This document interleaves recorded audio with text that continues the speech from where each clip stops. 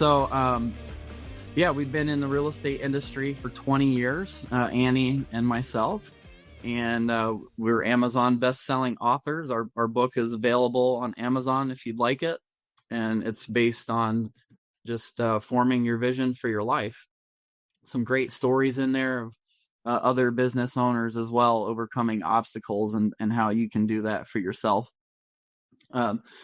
We do some online courses, and we have a mastermind group here in Ohio, coaching mastermind group, and we teach people all over the United States how to invest in real estate. Primarily, we focus on, we started with rentals 20 years ago. So we started building a rental portfolio, and then as the market started to rebound and shift, then we started to introduce other strategies such as buy, fix, and sell. When the market was down, we were also doing lease options, subject tos, and land contracts and trusts. And so we have some very good creative strategies that we use to acquire property. And we also began our real estate career when we first started investing. Annie got her mortgage license and I got my real estate license. We still have our real estate team. We still do some brokering of hard money and private money loans, primarily for our coaching group. And we also have expanded into vacation rental homes. So our last presentation with this group was on vacation rental homes, but today I want to focus on fix and flip. So first I want to start with the same topic as the book. So your business vision and personal vision. So I think you need a solid foundation. Like, why are you doing this?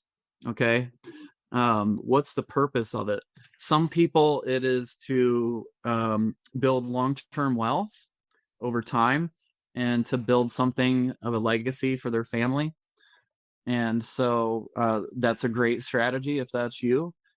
Some people want to do it to help pay for tuition for their children, maybe pay off some extra debts. Maybe you'd want to buy a new car. We got into it to build long-term wealth.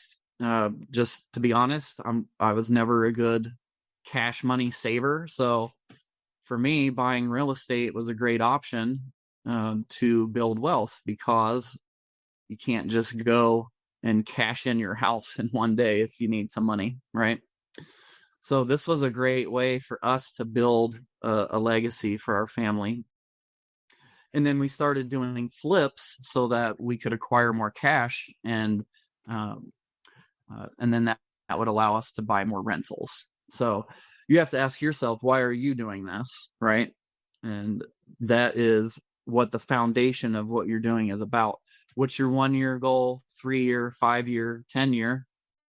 And then map out your business around that. So write down, how much time do you have available in order to execute your new business or expand your current business? What's your monthly budget for business expenses? What is your credit rating and reserves? So there's lots of ways to flip properties. We have students in our group that have no experience.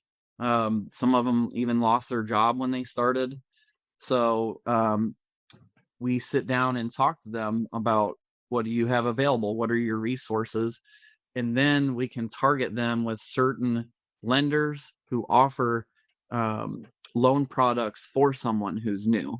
I don't know how many of you have spoken with lenders and they say, well, we want to see your last 3 to 5 flips, right? Some of them want only experienced investors.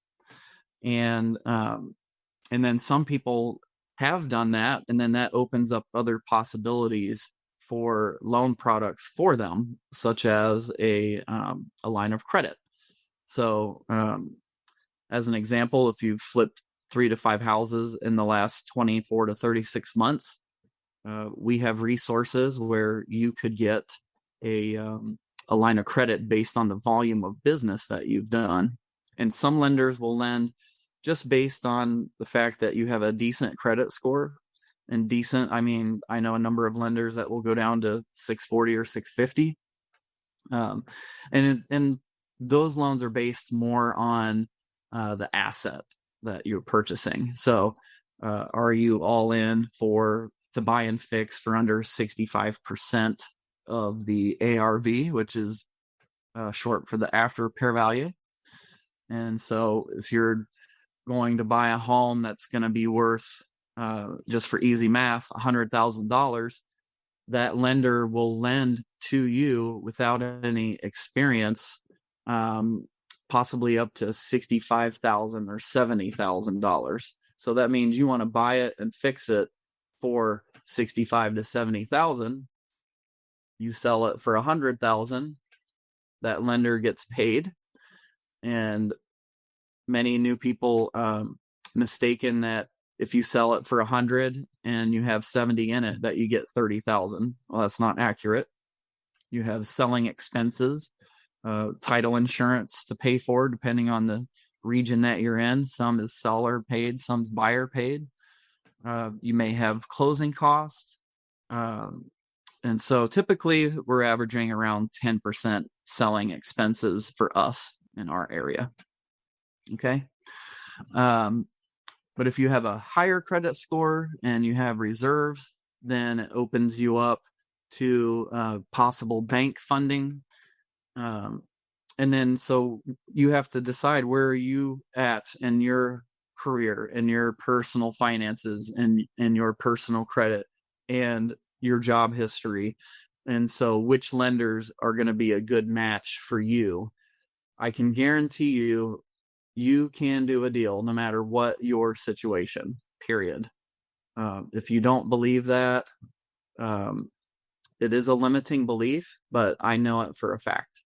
And this right here might be your key here in the middle, the joint venture ? Okay. So what capital sources do you have? Are you paying cash? Are you doing a joint venture? Are you using private money? So a joint venture is how I got started the second time. Annie and I started, like we said, 20 years ago. And we got into some ARM loans, and ARM is short for adjustable rate mortgage. I was new then, like many of you may be now, and I didn't understand the implications of that and what could occur. Basically, I didn't read the fine print. Okay, so read the fine print, understand what you're signing. So we had a number of homes that, say, we had a $750 payment on, and then the rate was adjusting every 6 months. Some have some that adjust every 6 months, every year, every 5 years. And so you want to get all of that data and figure out, does this make sense for me? Okay. So I had loans that were adjusting every 6 months. And so within a year and a half, my payments went from $750, and I'm charging $1,050 a month for rent. So it's great. I'm making $300 a month cash flow. Well, then suddenly, 18 months later, my payment is $1,250 and my rent is $1,050. Okay. And so I go from making $300 a month to negative $200 a month. Right. And then tenants move out, properties get torn up. And so, in that scenario, I had not been prepared. I did not have enough cash reserves, and I lost those properties. So circling back to my point, I had to do joint ventures because my credit was destroyed. Okay. I couldn't get even a personal loan. We lost our own house to foreclosure. We didn't know what a short sale was. And so we had to start over, and I started over with joint ventures. So that is, you find a money partner, they fund the purchase, they fund the rehab, you manage the project, and or you do the work. So it could be a hybrid.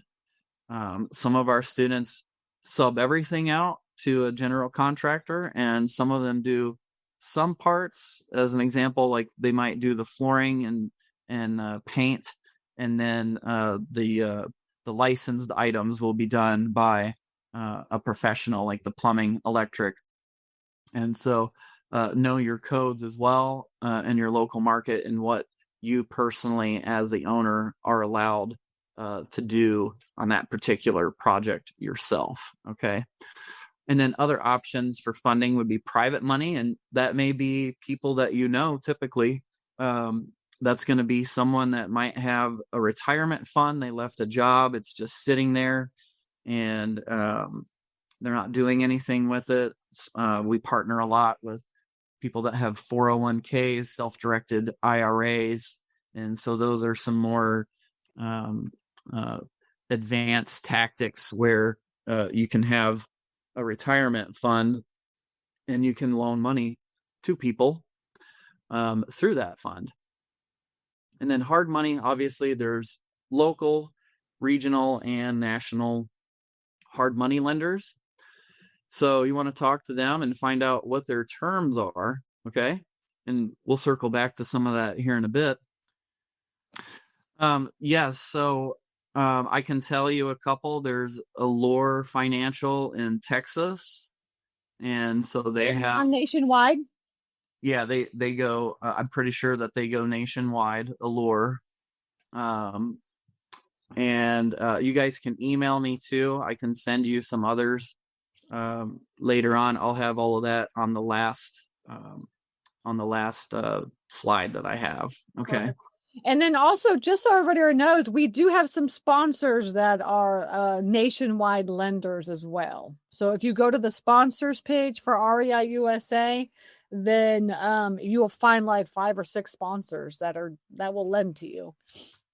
Yeah, and that's great. I would call them and say, hey, I'm getting trained by Stacy and her crew of investor trainers. Yes. Right. So I'm learning what to do and what not to do. And they recommended that I call you and develop a relationship with you. Yes. Okay? I love it. Perfect. Do that. So you definitely want to develop relationships with your lenders. They can really make or break a deal for you, and learn what their terms are. Okay. So, there's one lender I like to use, but I didn't even know this. I've used them numerous times, but typically when we buy a flip, it's empty and we fix it up and sell it. Well, this one in particular, we were going to fund, and it had a tenant in it, and we were going to fix it while the tenant was still living there so that we could collect rent while we're rehabbing. It was a very light rehab. 80% of it was on the outside, and the lender said, well, you had me until you said it was rented, and our insurance policy won't allow us to lend to you if the property's occupied. So I had to take that to one of my other preferred lenders. Okay. So that's why it's good to interview them and know what they have to offer. But I want to talk about setting up your day and your team's day. Okay. So what hours are you going to work every day, every week?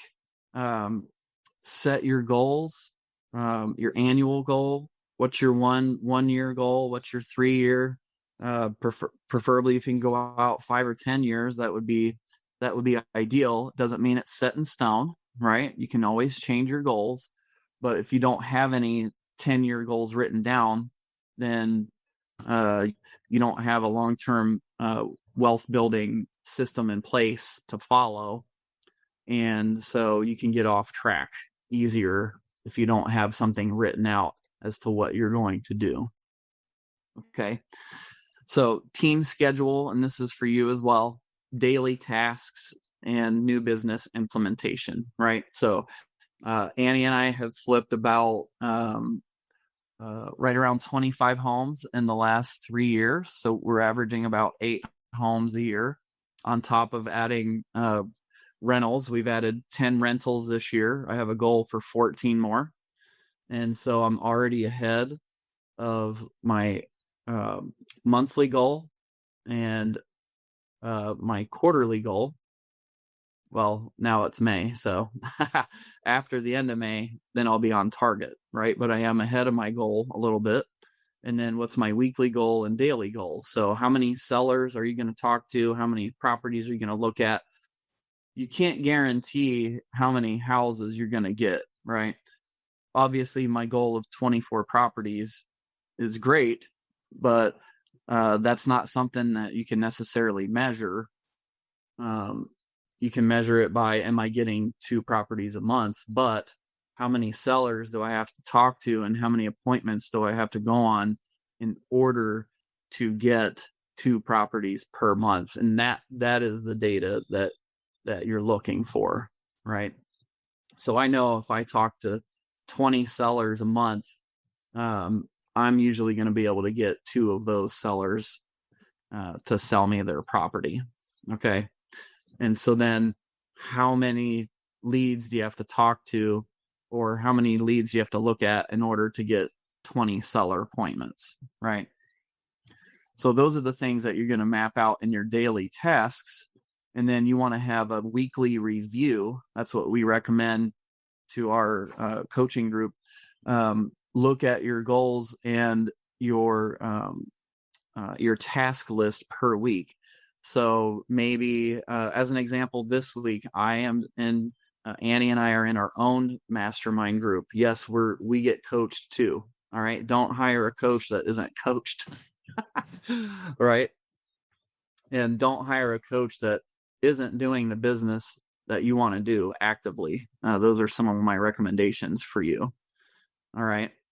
You want someone who's in the trenches every day doing it and knows what's happening in the marketplace and knows changes as they're coming daily, right? So map out your business, delegate tasks you don't like, and figure out what's the highest and best use of your time within your business. So as an example, Annie is very good at systems, processes, and procedures and implementation. I am very good at ideas, sales, marketing, talking to sellers, negotiations. And so that's my wheelhouse. So Annie would never go on a seller appointment. That would be like the worst thing that she could imagine doing. Okay, so I'm just saying that because you have to figure out what is your personality type and what things are you going to be best at and what's the highest and best use of your time, right? Another example is me going on Facebook and looking for potential house leads isn't the highest and best use of my time, because I can pay someone between $5 and $12 an hour, depending on if I'm using virtual assistants overseas or if I'm using one of my administrative staff here locally that works in my office every day.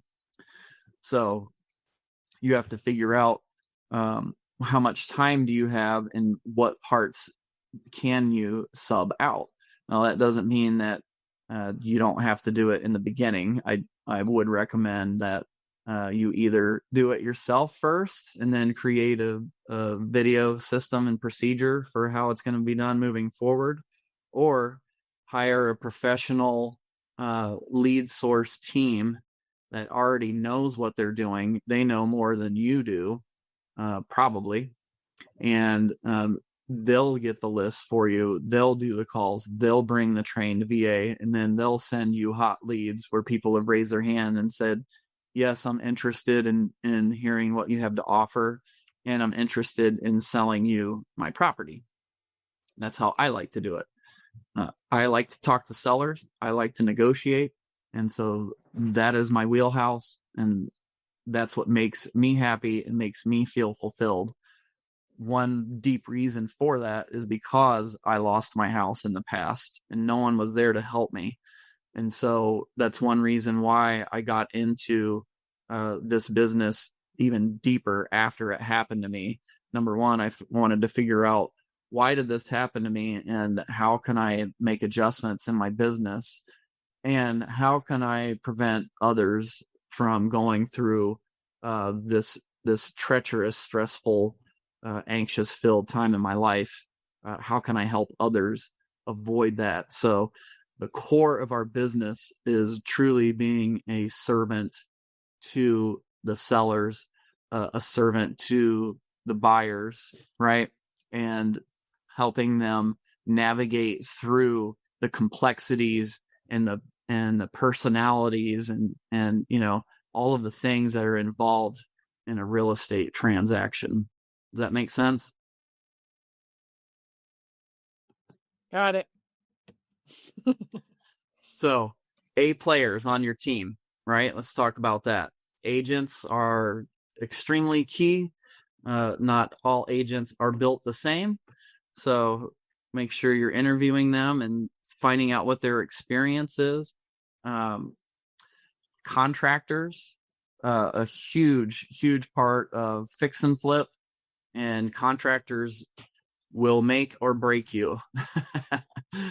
And if anyone else has done flips, I'm sure they're like, amen, brother Jay. So you want to find excellent contractors to work with.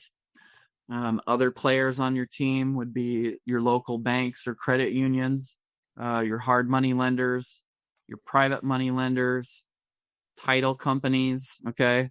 I do some combination marketing with title companies. So they'll usually even provide lists for free to mail to or call or text or whatever you want to do. And caution on that. There's regulations changing on cold calling and texting. And so make sure that you're compliant with that and the do not call. So those items are currently being changed. In fact, they had an article this morning on NBC that if you receive more than one robocall in a year from the same place, you can turn them in as a consumer and get paid $500. So they are offering money to consumers to turn you in for your transgressions. So be careful of that. And make sure you know the laws that are changing. And also direct mail houses, virtual assistants, all of those people are team players on our team, right? So there's direct mail houses that will tell you that these are the hottest postcards that are being used, or these are the hottest letters, and they'll help you navigate through. They'll do a graphics design. They'll help you pick colors, help you produce your mailing, and so that's a great asset to have. And we will partner with our title company and let them put their information on one side of the postcard and ours on the other, and they'll pay for part of our marketing campaign, which allows you to expand your marketing and do twice as much mail. Okay. So consider that as well when you're building your team or expanding your team. How are we finding deals, right? Believe it or not, we still have deals popping up on the MLS. Our students are still getting deals there. We are too. There's not very many, but there are some, and you just have to be very fast and be ready. And I will tell you that we will typically waive the inspection period, but we will have a private money lending financing out also.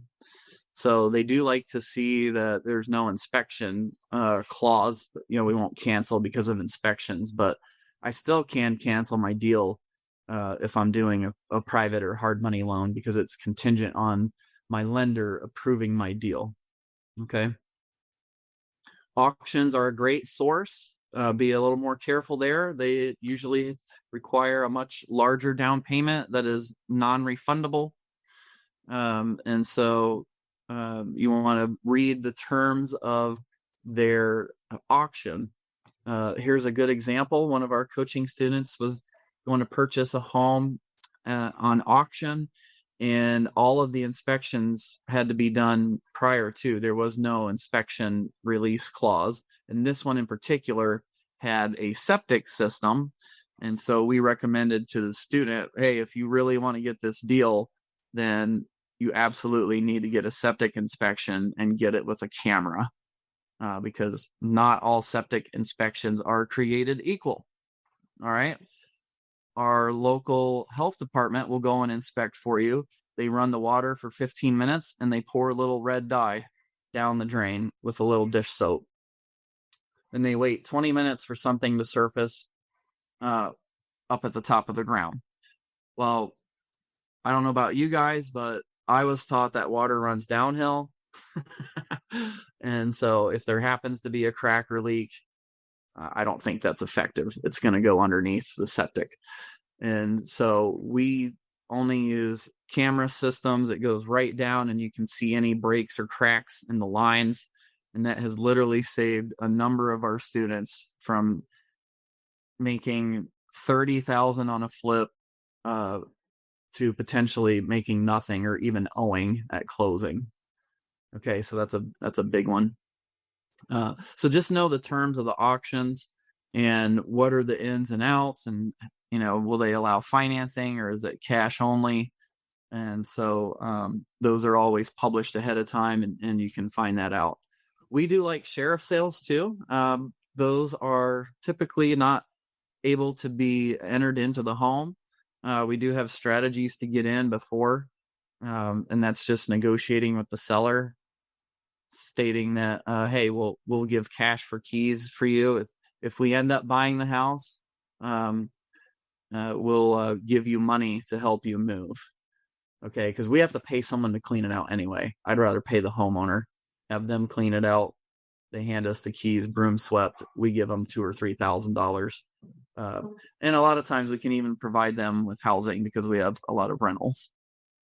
So we'll try to negotiate something with them if it makes sense, right? So that enables us to get in the house before it goes to foreclosure, and we can view it and see what all it entails. And if there is enough time, we could possibly try to do a short sale as well and stop the foreclosure. But that's a whole nother course that David Randolph will go over with you later, if he didn't already.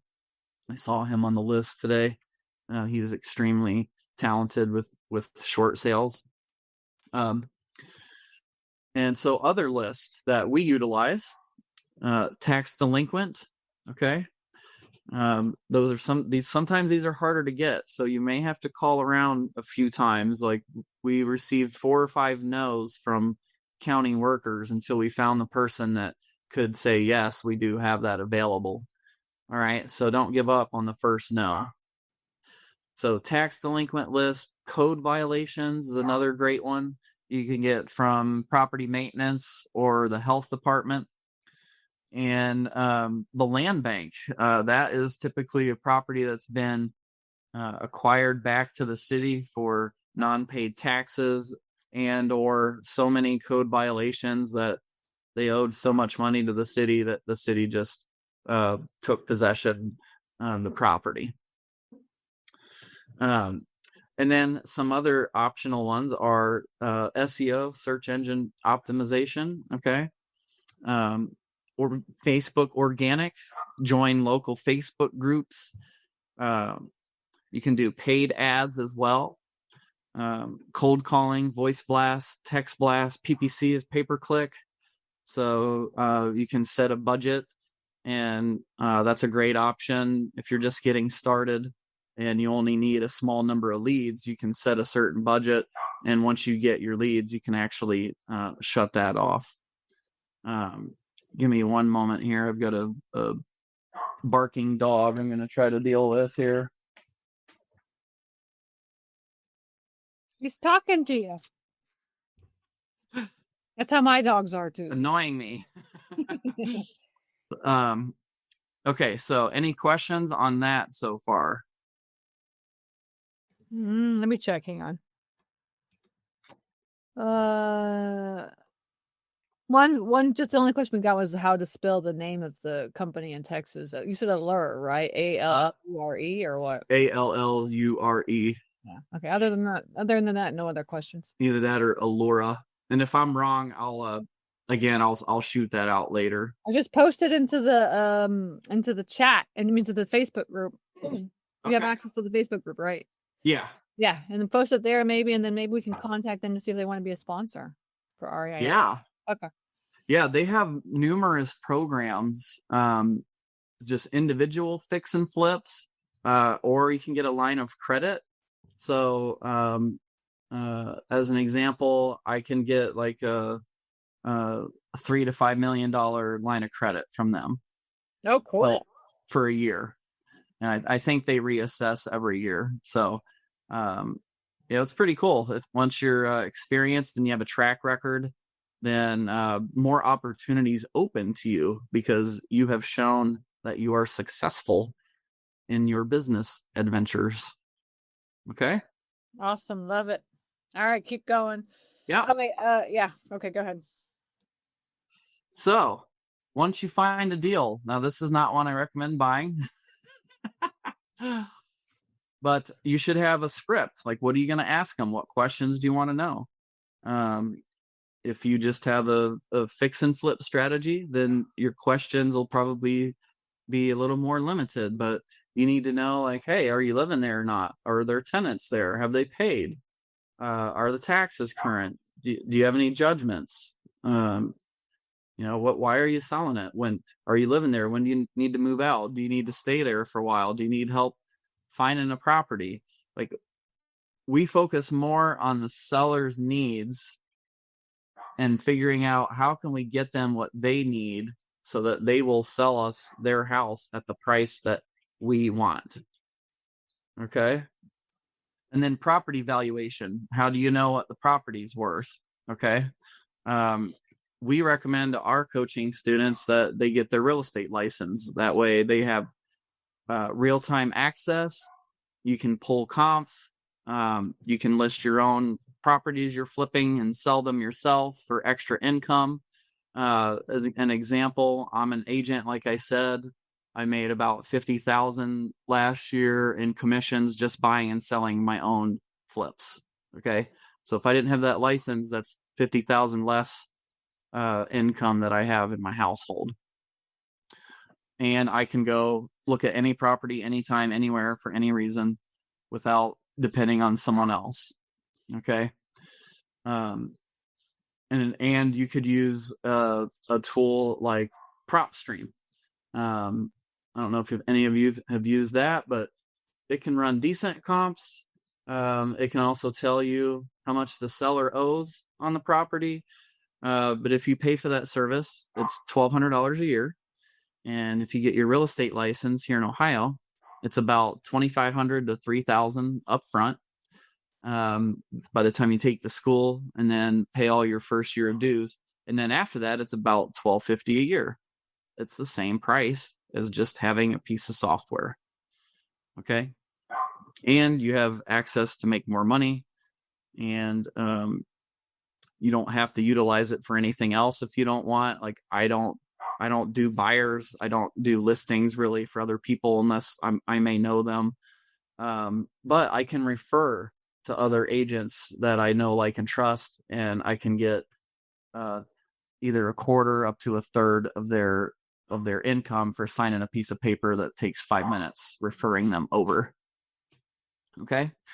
Rehab costs, quick calculations, and analyzing comps and the products used. Okay. I came in on the tail end of the last person's presentation. I apologize, I didn't get her name, but it was highly effective what she showed you guys.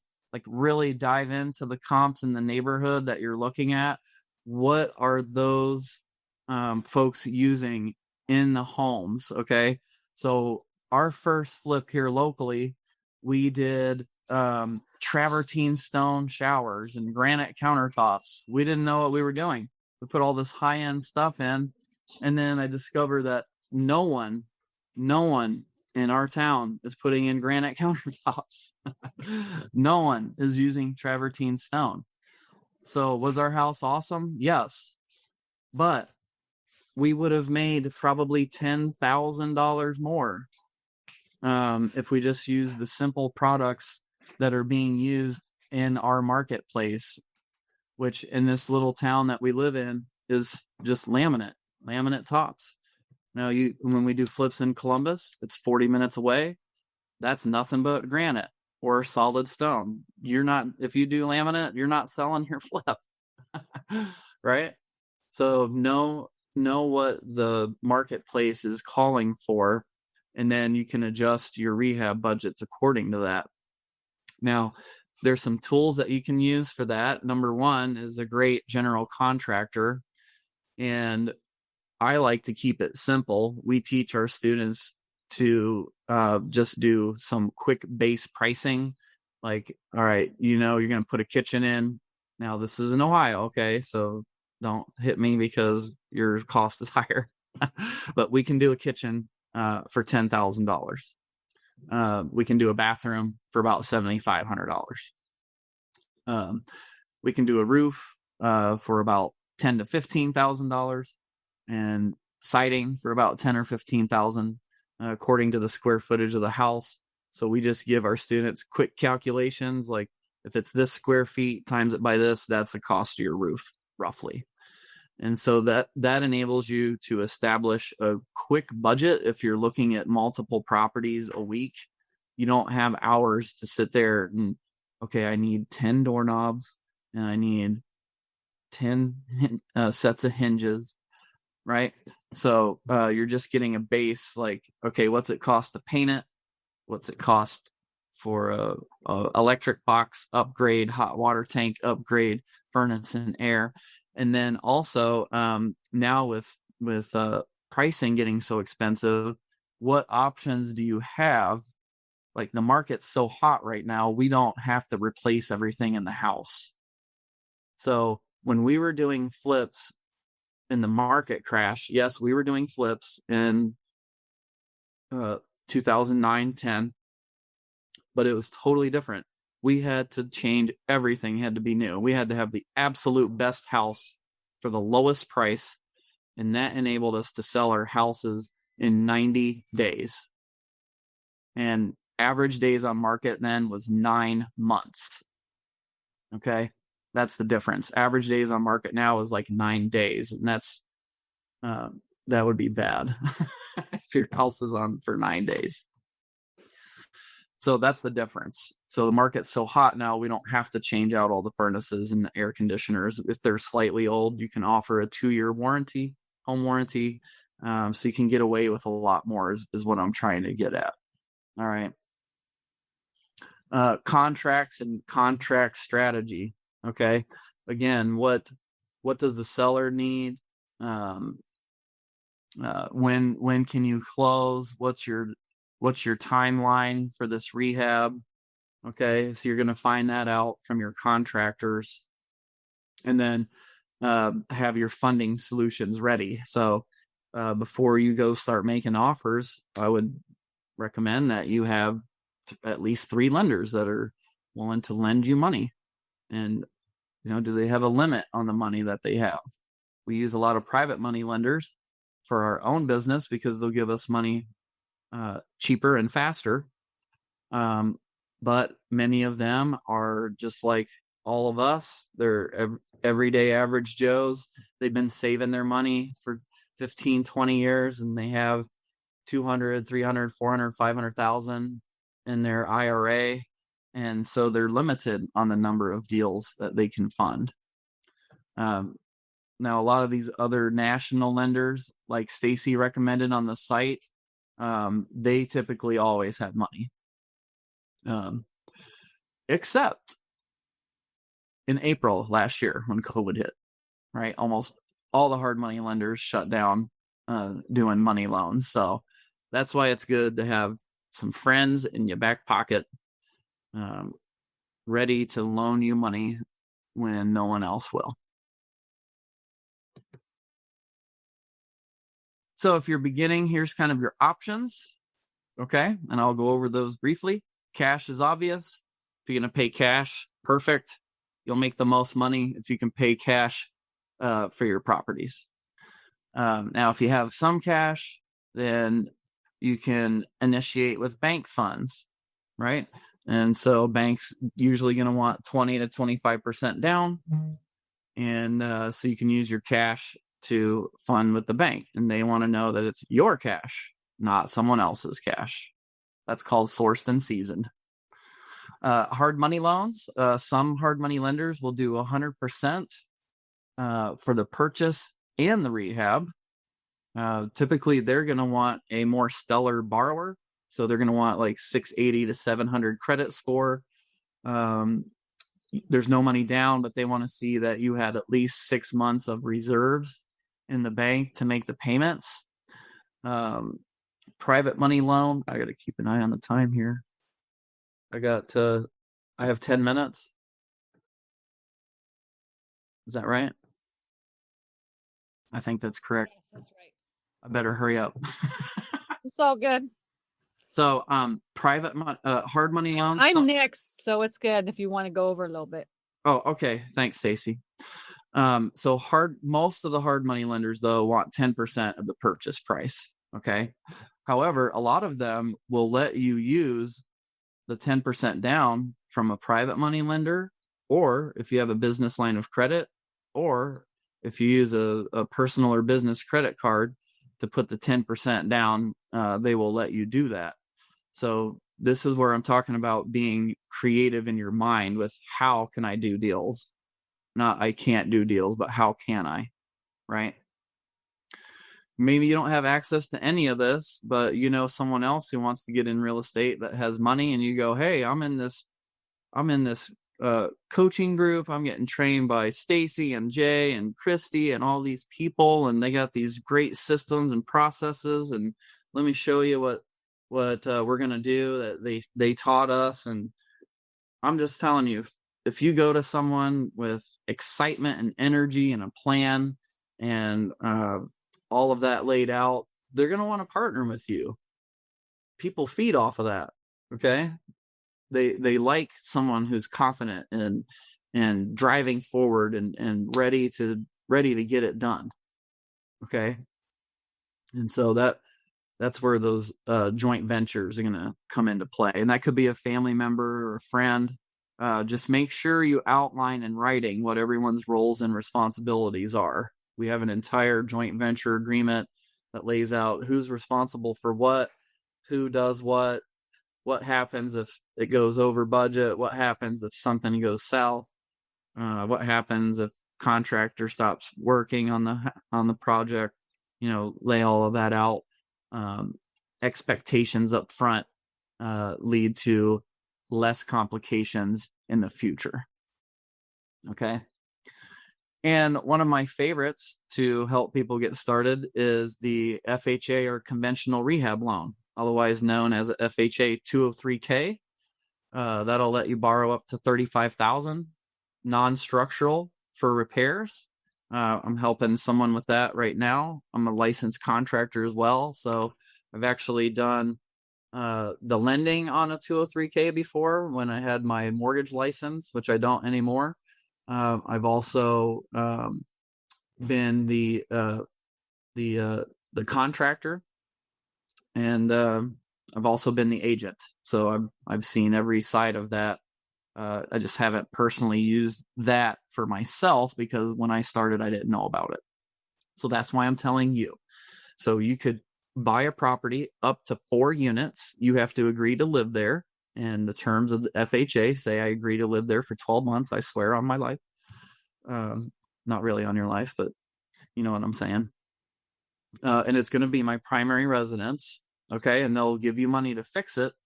Now they have a full K as well, which there's no limit on what you can borrow. The limit is based on what's the house going to be worth when you do all of these things.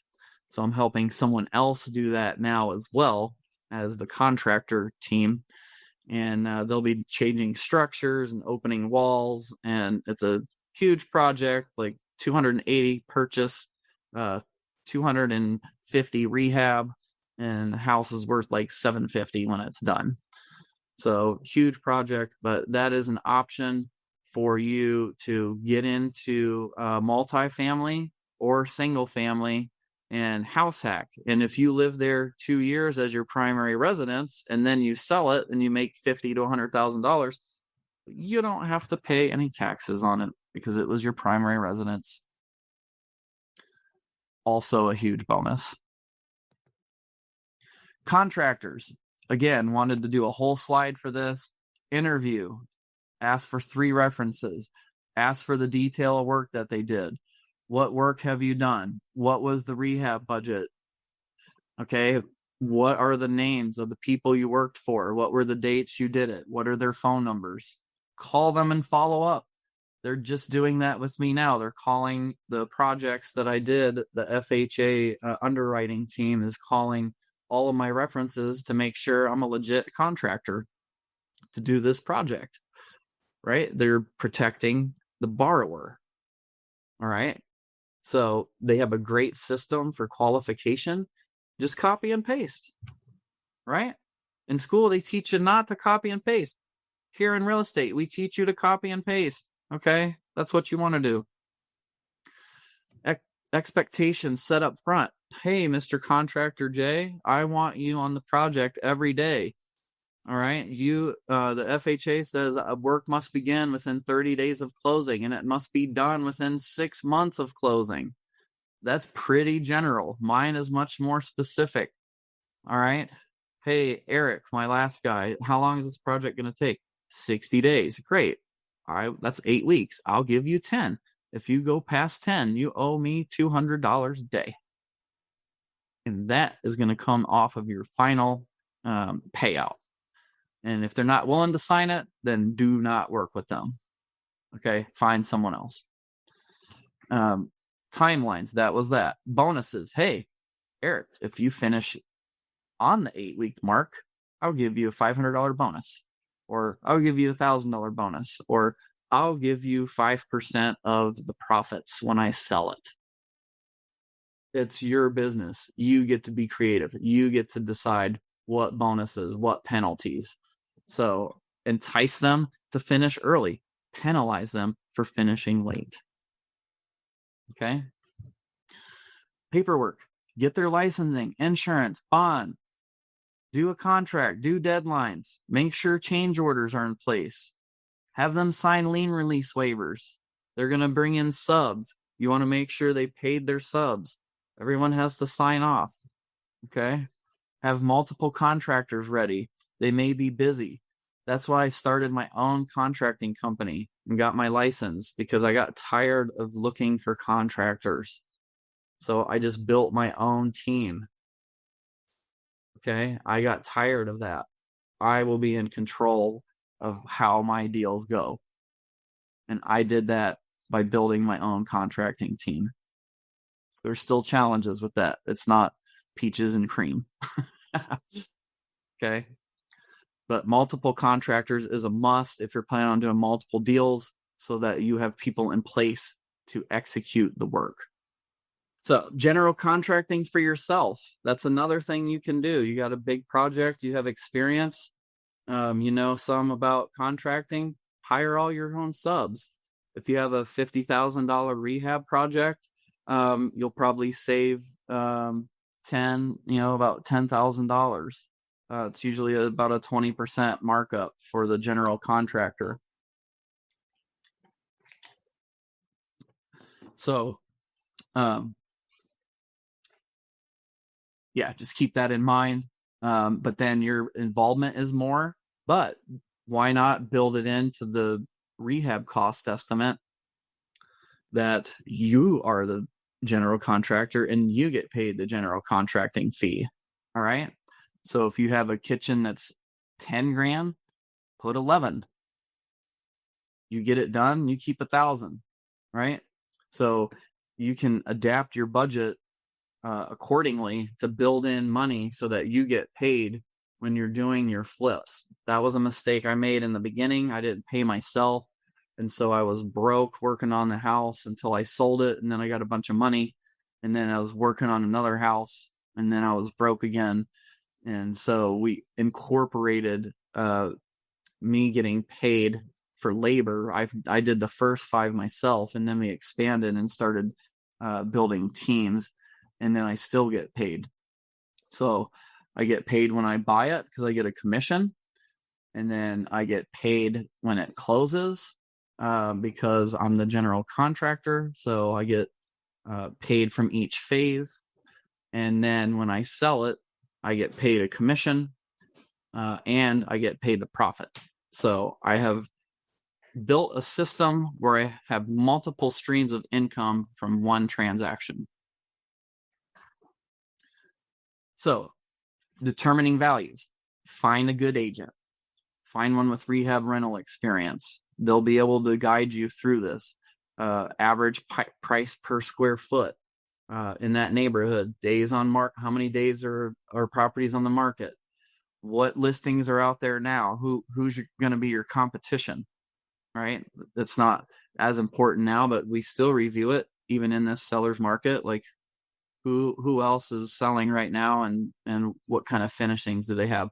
And then what's the largest value adds? Like in our area, we have a lot of older homes that have a kitchen, dining, family room, and living room on the first floor.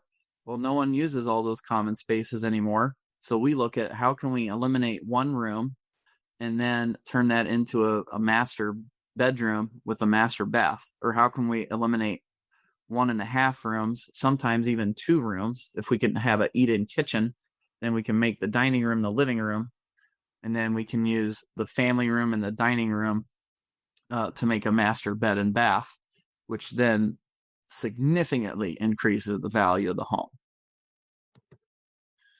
And preparing to list. So final punch out, your contractor will tell you it's done. You will go over and you will discover it is not done. And you will make a punch out list and you will give it to your contractor, and then they will do most of it and they will tell you it's done. And then you will come back and find out that almost all of it's done. And then you will make another mini punch out list, right? Staging. You can buy your own personal stuff. Hire a pro stager is the most expensive. We like to utilize rent-a-centers. We'll go in, pick the furniture out. They deliver it. They set it up.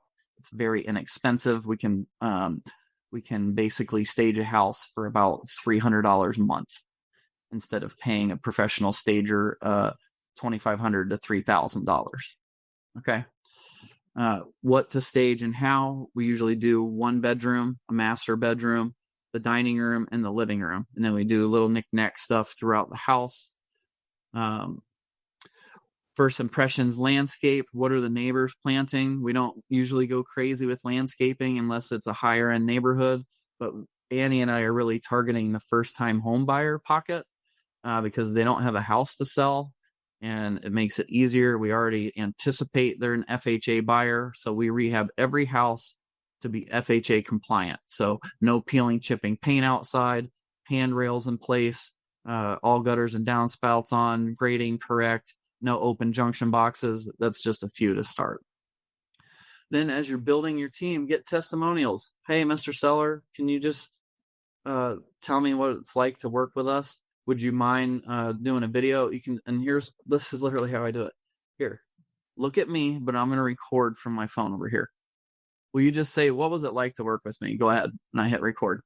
Oh, it was really great working with Jay. He made it easy. We didn't have to do anything. He told us what to do, where to go, how to do it. Done. Record. You got a testimonial. Same with buyers or buyer agents, and get testimonials from your title agents, realtors. Get testimonials from your contractors, from your bankers, from your money lenders, from your business partners, joint ventures. As a money partner, a joint venture's coming in. Well, I don't know. I'm not sure. Great. Here, I'll send you some videos of people I worked with, and you can check it out. Here's their name and phone number. Call them. Like, people want to know how I work. Here's all the people I worked with over the last 2 years. Here's their name and phone numbers and what I did for them. Give them a call. Right? If you're doing the right thing, people are going to they're going to rave about what you do because you help them fulfill a stressful time, or you helped put money in their pocket, and you are easy and great to work with, and they will absolutely do that for you. And then here's how to connect with us, and I'll leave that up while we're doing, if we have time for any additional questions. We have a once a deal checklist. If you guys want that, reach out. We'll get it to you.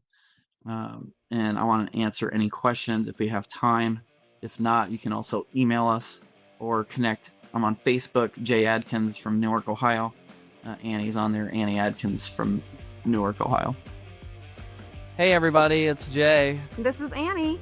We are so grateful for you joining us on our podcast and listening in and participating. We want to offer you this additional free bonus, and that is joining our Facebook group. Yes, where we will have other individuals, not just us, but having conversations on all things real estate, and we would love to have you join us. So just click the link below and head on over and join our group. Thanks, guys. We'll see you on the other side.